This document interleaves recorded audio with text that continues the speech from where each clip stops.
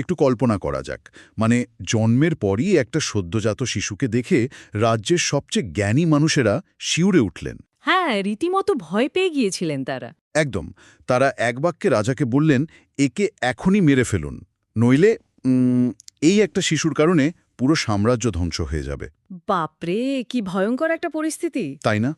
চারদিকে তখন শেয়াল ডাকছে, প্রাসাদের ওপর শকুন উঠছে, আর আর একটা অদ্ভুত ঝড়ো হাওয়া বইছে। একটা চরম অশুভ লক্ষণ চারদিকে। ঠিক তাই।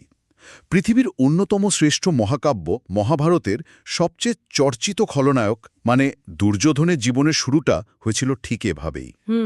কিন্তু আজকের এই গভীর আলোচনায় আমরা খোঁজার চেষ্টা করব এই অতি প্রাকৃত অশুভ লক্ষণগুলোর আড়ালে আসলে অন্য কোনো গল্প লুকিয়ে আছে কিনা। পুরাণ আর মানব মনস্তত্ত্বের এক অদ্ভুত জটিল মিশ্রণ বলা যায় এই চরিত্রটিকে। একদম। আমরা তো সাধারণত চাই সবকিছু যেন সাদা কালোয় বিচার করা যায়। হ্যাঁ, কেউ অপরাধ করল মানে সে সম্পূর্ণ খারাপ, কিন্তু এই চরিত্রটি আমাদের সেই মানসিক স্বস্তিটুকু দেয় না। এটি নৈতিকতার ধূসর এলাকার একদম নিখুঁত একটা উদাহরণ। আর আজকের আলোচনায় আমরা ঠিক সেই ধূসর এলাকাটাতেই আলো ফেলব। বিভিন্ন ঐতিহাসিক আর সাহিত্যিক উৎস ঘেঁটে আজ আমরা এই বিতর্কিত চরিত্রটিকে বিশ্লেষণ করব। আমাদের মূল লক্ষ্যটাই তো হল বোঝা যে সে কি কেবল এক চরম অহংকারী খলনায়ক, ঠিক, নাকি তার আড়ালে লুকিয়ে আছে এক ট্র্যাজিক হিরো বা বিষাদময় নায়কের গল্প। আজকের উৎসগুলো ঘাটলে দেখা যায় যে তিনি একাধারে ছিলেন অত্যন্ত দক্ষ প্রশাসক, নির্ভীক যোদ্ধা, আর একই সাথে গভীর এক মানসিক অনিরাপত্তা বোধে ভোগা একজন মানুষ। হ্যাঁ, দুর্যোধনের জীবনের শুরুর দিকটা, বিশেষ করে তার জন্মের গল্পটা তো শুধু রোমহর্ষক নয়, এর ভেতরে একটা অদ্ভুত মনস্তাত্ত্বিক রূপকও লুকিয়ে আছে বলে আমার মনে হয়। অবশ্যই। দুর্যোধনের বাবা ধৃতরাষ্ট্র জন্মান্ধ ছিলেন বলে সিংহাসনের জন্মগত অধিকার থাকা সত্ত্বেও তাকে সরিয়ে তার ছোট ভাই পাণ্ডুকে রাজা করা হয়। এটা তো একটা বড় আক্ষেপের জায়গা। একদম। এরপর ধৃতরাষ্ট্রের স্ত্রী গান্ধারী মহর্ষি ব্যাসের বরে ১০০ পুত্রের মা হওয়ার আশীর্বাদ পেয়েছিলেন। কিন্তু যখন তিনি শুনলেন যে পাণ্ডুর স্ত্রী কুন্তী আগেই যুধিষ্ঠিরের জন্ম দিয়েছেন, তখন তো তার মাথায় আকাশ ভেঙে পড়ে। হ্যাঁ, তখন হতাশায়, ক্ষোভে আর প্রতিযোগিতায় টিকে না পারার যন্ত্রণায় তিনি নিজের গর্ভেই আঘাত করেন। আর সেখান থেকে কোনো সাধারণ শিশু জন্ম নেয়নি। তাহলে কি বেরিয়ে এসেছিল? বেরিয়ে এসেছিল মাংসের এক বিশাল পিণ্ড। এই মাংসপিণ্ডের বিষয়টা কিন্তু দারুণ একটা মেটাফার বা রূপক হতে পারে। কেমন রূপক?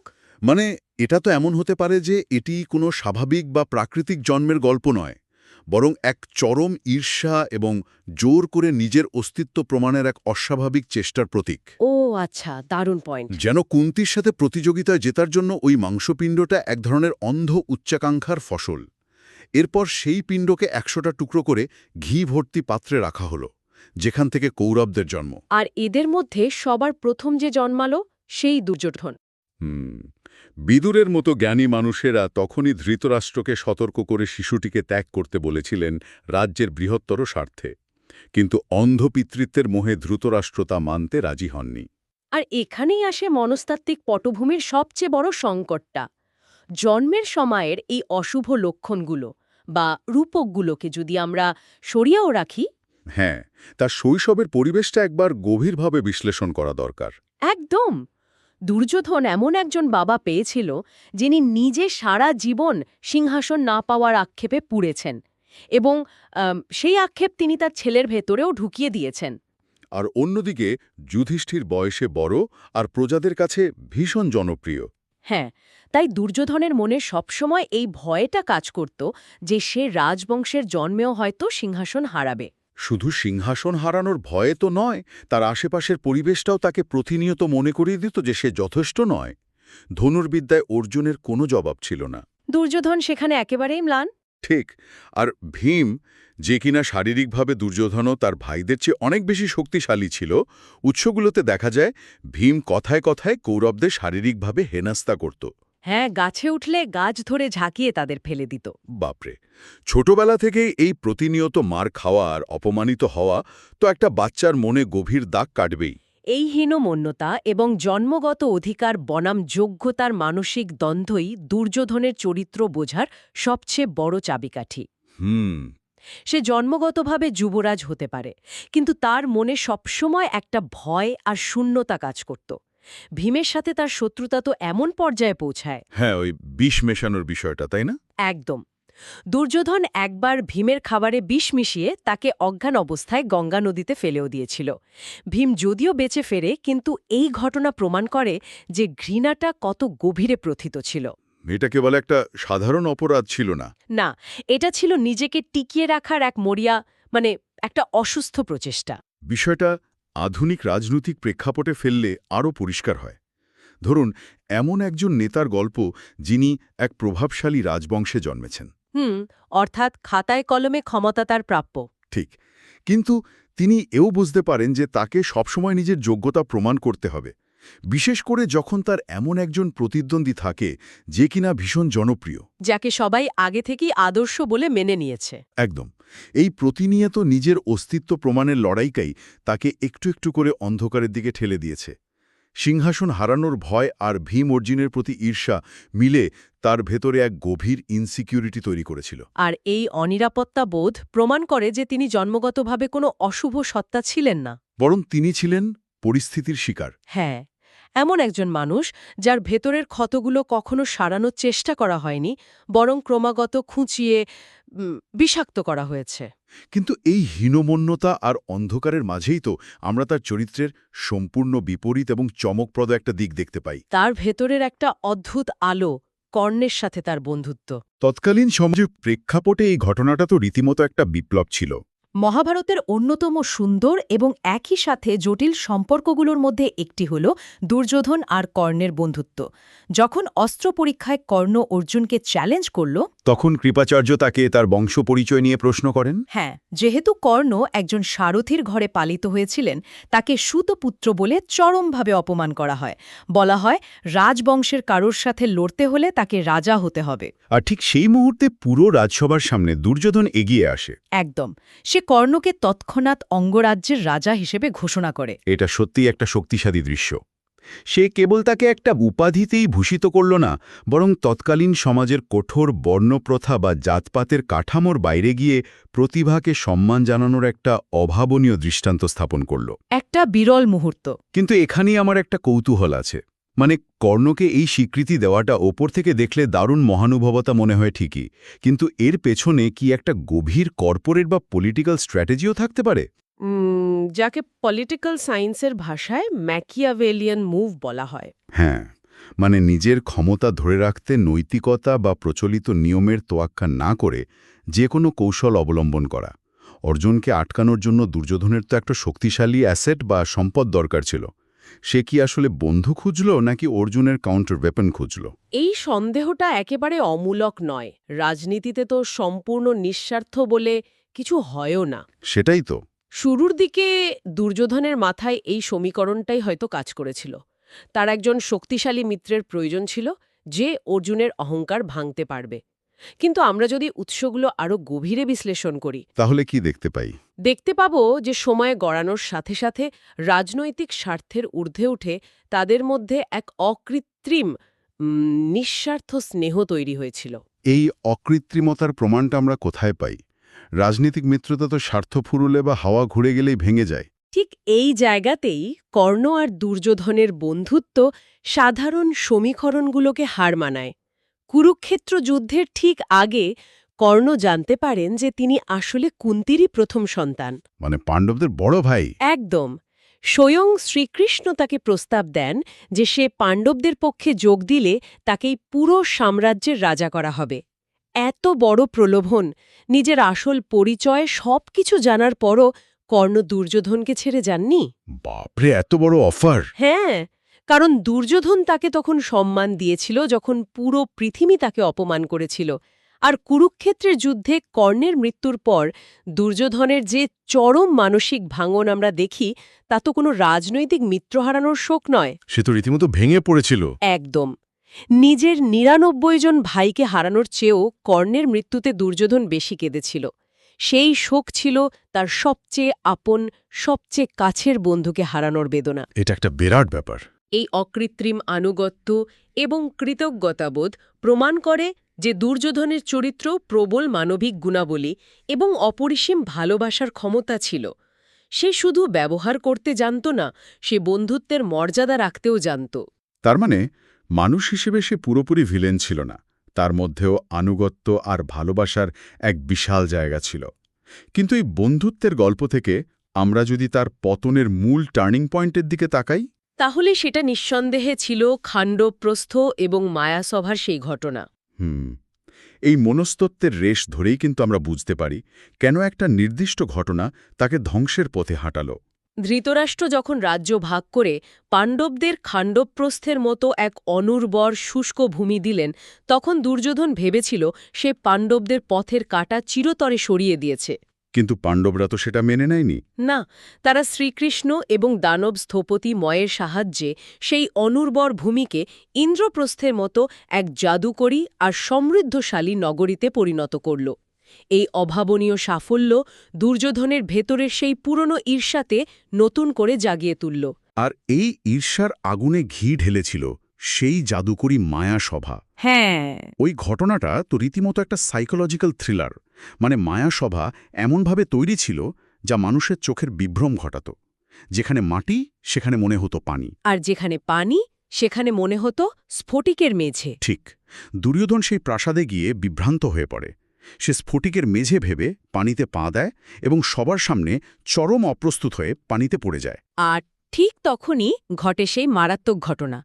প্রচলিত কাহিনী অনুযায়ী সেই মুহূর্তে দ্রৌপদী তাকে দেখে হেসে ফেলেছিলেন এবং বিদ্রূপ করে বলেছিলেন, অন্ধের ছেলে অন্ধ। ওহ, এটা তো চরম অপমান।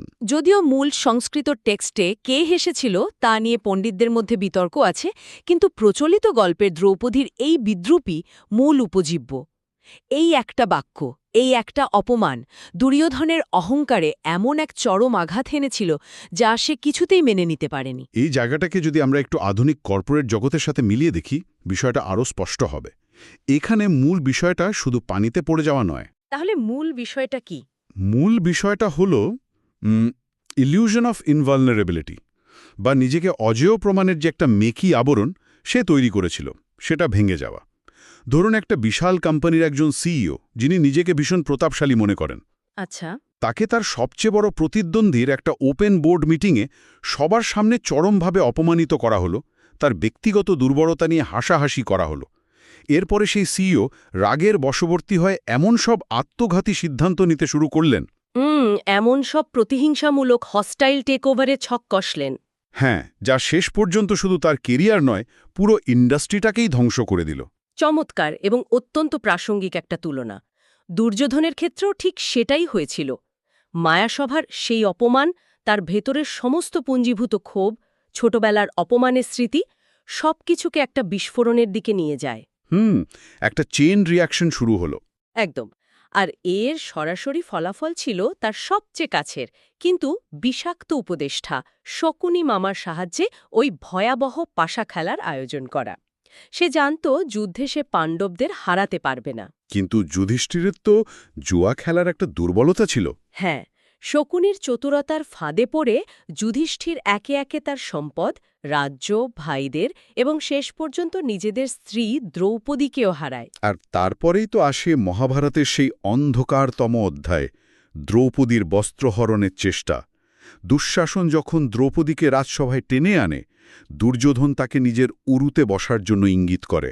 এটা ভাবলেও শিউরে উঠতে হয়। এটা শুধু একটা রাজ্যের দখল নেওয়া ছিল না, এটা ছিল মায়াসভার অপমানের চরমতম প্রতিশোধ।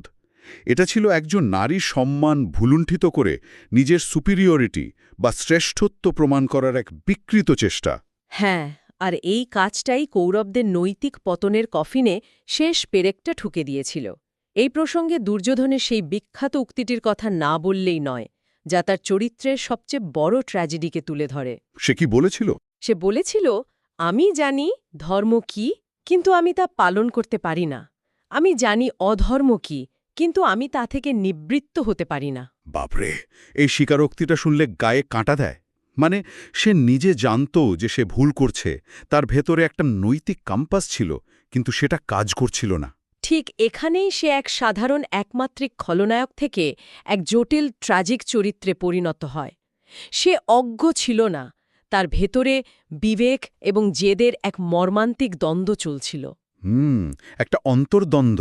হ্যাঁ, সে জানত তার জেদ তাকে এবং তার বংশকে ধ্বংসের দিকে নিয়ে যাচ্ছে, কিন্তু তার ভেতরের ক্ষত, অপমানবোধ আর অহংকার এতই প্রবল ছিল যে সে নিজেকে সেই পথ থেকে সরাতে পারেনি।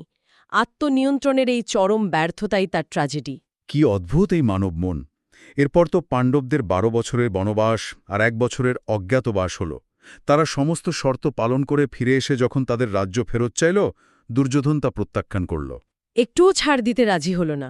একদম না। এমনকি শ্রীকৃষ্ণ স্বয়ং যখন শান্তির দূত হিসেবে হস্তিনাপুরে এসে প্রস্তাব দিলেন যে যুদ্ধ এড়াতে অন্তত 5টি গ্রাম পাণ্ডবদের দেয়া হোক, তখন দুর্যোধনের সেই বিখ্যাত অহংকারী ঘোষণা, বিনা যুদ্ধে নাহি দিব সুচ্ছগ্র মেদিনী। অর্থাৎ সুয়ের অগ্রভাগের সমান জমিও সে যুদ্ধ ছাড়া দেবে না। হ্যাঁ, এই একটা সিদ্ধান্তই কুরুক্ষেত্র যুদ্ধের অবশ্যম্ভাবী তাকে নিশ্চিত করেছিল। তার ইগো তাকে এতটা অন্ধ করে দিয়েছিল যে সে আপসের সব রাস্তা নিজের হাতে ধ্বংস করে দিল। সে ভাবতে শুরু করেছিল যে সামান্য ছাড় দেওয়া মানেই তার দুর্বলতা প্রকাশ পাওয়া। ঠিক তাই। এই জায়গাটাতে এসে আমার মনে একটা বড় প্রশ্ন জাগছে।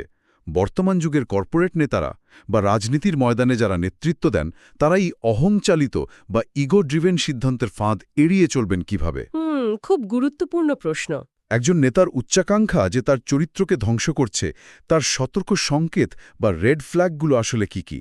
পতনের লক্ষণগুলো তো নিশ্চয়ই একদিনে তৈরি হয় না। না, একদিনে কখনোই তৈরি হয় না। উৎসের আলোকে বিশ্লেষণ করলে আমরা এই পতনের বেশ কিছু স্পষ্ট মনস্তাত্ত্বিক প্যাটার্ন বা লক্ষণ দেখতে পাই। সবচেয়ে বড় রেড ফ্ল্যাগটা হল নেতার ফোকাস কোথায়। মানে তিনি কিসের দিকে মন দিচ্ছেন? হ্যাঁ, দুর্যোধনের ক্ষেত্রে পাণ্ডবদের উন্নতি তার নিজের সাফল্যের আনন্দকে মাটি করে দিয়েছিল। একজন নেতা যখন নিজের অর্গানাইজেশনের উন্নতির চেয়ে অন্যের ক্ষতি সাধনে বা প্রতিদ্বন্দ্বীকে ধ্বংস করার চিন্তায় বেশি সময় ব্যয় করেন, তখন বুঝতে হবে বিচারবোধ নষ্ট হতে শুরু করেছে। এটা খুব পরিচিত একটা দৃশ্য। নিজের প্রবৃদ্ধি নিয়ে না ভেবে অন্যের ভালো দেখা সহ্য করতে না পারা। ঈর্ষা যখন ভিশনকে অন্ধ করে দেয়, সেটাই প্রথম সংকেত। একদম। এরপর আসে আপোষহীনতার বিষয়টা। ওই যে 5টি গ্রামও দেব না। অহংকার যখন শান্তির পথ বন্ধ করে দেয়। মাত্র 5টি গ্রাম ছেড়ে দিলে হয়তো পুরো যুদ্ধটাই এড়ানো যেত, লক্ষ লক্ষ প্রাণ বাঁচত। আধুনিক কর্পোরেট জগতেও দেখবেন কখনো কখনো একটা ছোট স্ট্র্যাটেজিক রিট্রিট বা সামান্য আপোষ মেনে নিলে হয়তো একটা বড় বিপর্যয় এড়ানো যায়। কিন্তু ইগোর কারণে নেতারা সেটা মানতে চান না। তারা ভাবেন, আমি কেন হার মানব? এই অল আর নাথিং মানসিকতাই পুরো প্রতিষ্ঠানকে খাদের কিনারে নিয়ে যায়। আর এই জেদটাকে তো আরও উস্কে দেয় চারপাশের মানুষগুলো। শকুনি মামার ভূমিকাটা এখানে খুব প্রাসঙ্গিক মনে হচ্ছে। চমৎকার পয়েন্ট ধরেছেন। একজন নেতা কাদের কাছ থেকে পরামর্শ নিচ্ছেন সেটা তার ভবিষ্যতের গতিপথ ঠিক করে দেয়। শকুনি সবসময় দুর্যোধনের সবচেয়ে খারাপ প্রবৃত্তিগুলোকে উস্কে দিত। হ্যাঁ, সে তো কখনো তাকে সঠিক পথ দেখায়নি। না, বরং তার ইগোকে পাম্প করে তাকে ধ্বংসের দিকে ঠেলে দিয়েছে। কর্পোরেট জগতেও এমন কিছু উপদেষ্টা বা ইয়েসম্যান থাকেন যারা নেতার ইগোকে তুষ্ট করার জন্য তাকে ভুল পথে পরিচালিত করেন। তারা কখনো নেতার ভুল ধরিয়ে দেন না। ইয়েসম্যান পরিবেষ্টিত হয়ে থাকাটা যে কোনো লিডারের জন্যই একটা সাইলেন্ট কিলার। আর সবশেষে এই পুরো পতনের পেছনে কি ক্ষমতার একটা ভ্রান্ত ধারণাও কাজ করেনি? যুদ্ধের আগে সেই বিখ্যাত পছন্দের দৃশ্যটা একদম মোক্ষম জায়গায় হাত দিয়েছেন। যুদ্ধের আগে যখন শ্রীকৃষ্ণ দুর্যোধন আর অর্জুনকে প্রস্তাব দিলেন যে একদিকে কৃষ্ণের বিশাল নারায়ণী সেনা থাকবে আর অন্যদিকে স্বয়ং কৃষ্ণ থাকবেন, কিন্তু তিনি কোনো অস্ত্র ধরবেন না। হ্যাঁ, তখন দুর্যোধন কিন্তু বিন্দুমাত্র দ্বিধা না করে বিশাল সৈন্যবাহিনী বেছে নিয়েছিল। সে ভেবেছিল শুধু সংখ্যা, অস্ত্র আর ক্ষমতা থাকলেই সে জিতে যাবে। তার মানে সে প্রজ্ঞার বদলে বস্তুতান্ত্রিক শক্তিকে বেছে নিল। সে গুণগত মানের চেয়ে পরিমাণকে বেশি গুরুত্ব দিল। ঠিক তাই। প্রজ্ঞা, সঠিক নীতি আর মূল্যবোধ ছাড়া শুধু ক্ষমতা যে কখনো টেকসই হয় না, এই শিক্ষাটাই দুর্যোধন কখনো বুঝতে পারেনি। আধুনিক নেতাদের জন্য এটা একটা বিশাল শিক্ষা। একদম। শুধু মূলধন, ইনফ্রাস্ট্রাকচার আর বিশাল জনবল থাকলেই সফল হওয়া যায় না যদি অর্গানাইজেশনটার ভিশন আর এথিক্স ঠিক না থাকে। নৈতিকতা বিবর্জিত ক্ষমতা অনিবার্য পতনের দিকে নিয়ে যায়। এত দারুণভাবে আমরা প্রতিটি স্তর বিশ্লেষণ করলাম যে পুরো কুরুক্ষেত্রের প্রেক্ষাপটটা চোখের সামনে ভাসছে। তো আমরা আলোচনার একদম শেষ পর্যায়ে এসে পৌঁছেছি, কুরুক্ষেত্র যুদ্ধের সেই অন্তিম পরিণতি। একে একে একাদশ অক্ষহীনী সেনা ধ্বংস হল। হ্যাঁ, এক অক্ষহীনী মানেই তো বিশাল ব্যাপার। রথ, হাতি, ঘোড়া, পদাতিক মিলে প্রায় লক্ষাধিক সৈন্য, আর সেখানে 11 অক্ষহীনী, অর্থাৎ তৎকালীন হিসাবে প্রায় 40 লাখের বেশি সৈন্যের এক বিশাল বাহিনী। পুরো ভারতবর্ষের প্রায় সব শক্তিশালী রাজবংশ এই যুদ্ধে নিশ্চিহ্ন হয়ে গেল। ভীষ্ম, দ্রোণ আর সবচেয়ে কাছের বন্ধু কর্ণকে হারানোর পর দুর্যোধনের কি অবস্থা দাঁড়ালো? চরম মানসিক এবং বাস্তবিক বিপর্যয়, তাই না? একদম। তার চিরচেনা পুরো পৃথিবীটাই যেন চোখের সামনে ধসে পড়ল। শেষ পর্যন্ত তাকে প্রাণ বাঁচাতে মায়াবিদ্যার সাহায্যে একটা হ্রদের পানির নিচে লুকিয়ে থাকতে হয়েছিল। সেই অপরাজেয় রাজকুমার, যার দম্ভে একসময় পুরো ভারতবর্ষ কাঁপত, তাকে লুকিয়ে থাকতে হচ্ছে হ্রদের নিচে। এটা ক্ষমতার কি এক নির্মম পরিণতি! কিন্তু শেষ পর্যন্ত সে তো সেখানে লুকিয়ে থাকেনি, সে বেরিয়ে এসেছিল। হ্যাঁ, পাণ্ডবরা তাকে খুঁজে বের করে এবং তাকে তীব্র ভাষায় কটূক্তি করে। সেই অপমান সইতে না পেরে সে উঠে আসে এবং তখন ভীমের সাথে তার শেষ গদাযুদ্ধ শুরু হয়। এটা একটা রোমহর্ষক লড়াই ছিল। এখানেও একটা ইন্টারেস্টিং ব্যাপার আছে। এই যুদ্ধে কিন্তু দুর্যোধন অসাধারণ নৈপুণ্য দেখিয়েছিল এবং ন্যায়যুদ্ধে বেশ অনেকক্ষণ পর্যন্ত ভীমের ওপর সে আধিপত্য বিস্তার করেছিল। কিন্তু তখনই তো সেই নিয়ম ভাঙার ঘটনাটা ঘটে। শ্রীকৃষ্ণের ইশারায় ভীম গদাযুদ্ধের নিয়ম লঙ্ঘন করে দুর্যোধনের কোমরের নিচে, মানে উরুতে আঘাত করে। একদম তাই। গদাযুদ্ধে কোমরের নিচে আঘাত করা সম্পূর্ণ নিষিদ্ধ ছিল। কিন্তু এই আঘাতটার একটা গভীর মেটাফরিক্যাল অর্থ আছে। কেমন অর্থ? মায়া সভার সেই অপমানের প্রতিশোধ এবং রাজসভায় দ্রৌপদীকে তার উরুতে বসতে বলার সেই চরম অপরাধের শাস্তি হিসেবে ভীম ওই আঘাতটি করে। শুভ তাই নয়, দুর্যোধনের ক্ষমতার যে ভিত্তি বা দম্ভের যে খুঁটি ছিল, এই উরুভঙ্গ যেন সেই খুঁটি ভেঙে দেওয়ার প্রতীক। এতেই দুর্যোধনের উরু ভেঙে যায় এবং সে মাটিতে লুটিয়ে পড়ে। কিন্তু মাটিতে লুটিয়ে পড়লেও এখানেও সে তার স্বভাবসুলভ জেদ ধরে রেখেছিল। মৃত্যুশয্যায় শুয়ে যন্ত্রণায় ছটপট করার সময়ও সে একটু অনুতপ্ত হয়নি। একটুও না। সে তো সগর্বে ঘোষণা করেছিল যে সে একজন রাজার মতোই বেঁচেছে, পৃথিবীর সমস্ত সুখ আর ক্ষমতা ভোগ করেছে, বন্ধুদের জন্য প্রাণ দিয়েছে এবং এখন একজন বীরের মতোই মৃত্যুবরণ করছে। সে পাণ্ডবদের ভণ্ডামি নিয়ে প্রশ্ন তুলেছিল যে তারা ন্যায়যুদ্ধ করে তাকে হারাতে পারেনি। এই জায়গাটায় এসেই তাকে আর শুধুই একজন গতানুগতিক ভিলেন মনে হয় না।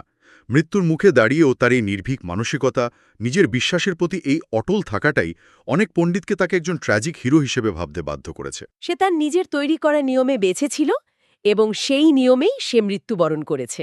তাহলে আজকের এই পুরো আলোচনা থেকে আমরা যদি একটা সারসংক্ষেপ টানি, বিষয়টা খুব স্পষ্ট হয়ে যায় যে দুর্যোধনের পতন তার সাহসের অভাবে বা শক্তির অভাবে হয়নি।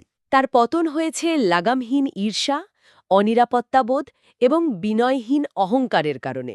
সে এমন একজন মানুষ ছিল যে কর্ণের মতো কাউকে ভীষণভাবে ভালোবাসতে জানত, জন্ম পরিচয়ের ঊর্ধ্বে উঠে সম্মান দিতে জানত, আবার পাণ্ডবদের তীব্রভাবে ঘৃণা করতেও জানত।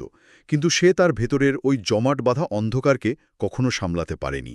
ঠিক বলেছেন। মহাভারত শুধু আমাদের দুর্যোধনকে ঘৃণা করতে শেখায় না, বরং তাকে বুঝতে শেখায়। তার ভেতরের মনস্তাত্ত্বিক দ্বন্দ্বগুলো আসলে মানব মনের গভীরে লুকিয়ে থাকা কিছু অন্ধকার দিকেরই প্রতিফলন। আজকের এই গভীর আলোচনা শেষ করার আগে একটি নতুন চিন্তার খোরাক রেখে যেতে চাই শ্রোতাদের জন্য। যদি দুর্যোধনের সবচেয়ে বড় দুর্বলতা তার ক্ষমতা লিপ্সা না হয়ে তার ভেতরের ওই চরম অনিরাপত্তাবোধ আর শৈশবের মানসিক ক্ষত হয়ে থাকে, তাহলে বিষয়টা কি দাঁড়ায়? তবে মানব ইতিহাসে যাকে আমরা অশুভ বা খলনায়ক বলি, তা কি আসলে অপরিসীম ক্ষমতার সাথে মিশে থাকা নিরাময়হীন কোনো মানসিক ক্ষতেরই চূড়ান্ত রূপ? এটা ভাবার মতো একটা বিষয়। কারো ভেতরে যদি এক ভাঙা আর ভীতসন্ত্রস্ত সত্তা লুকিয়ে থাকে আর তার হাতে তুলে দেওয়া হয় পৃথিবীর সমস্ত ক্ষমতা, তবে কি সেও আরেকজন দুর্যোধন হয়ে উঠবে না? এই প্রশ্নটি ক্ষমতা শীর্ষে থাকা প্রতিটি মানুষের চরিত্র বিশ্লেষণের ক্ষেত্রে এক নতুন এবং অস্বস্তিকর দরজা খুলে দেয়। অসাধারণ একটি প্রশ্ন, যা আমাদের সত্যিই চিরকাল ভাবিয়ে যাবে। আজকের মতো আমাদের আলোচনা এখানেই শেষ হচ্ছে। নতুন কোনো গভীর বিষয় নিয়ে আমরা আবার হাজির হব।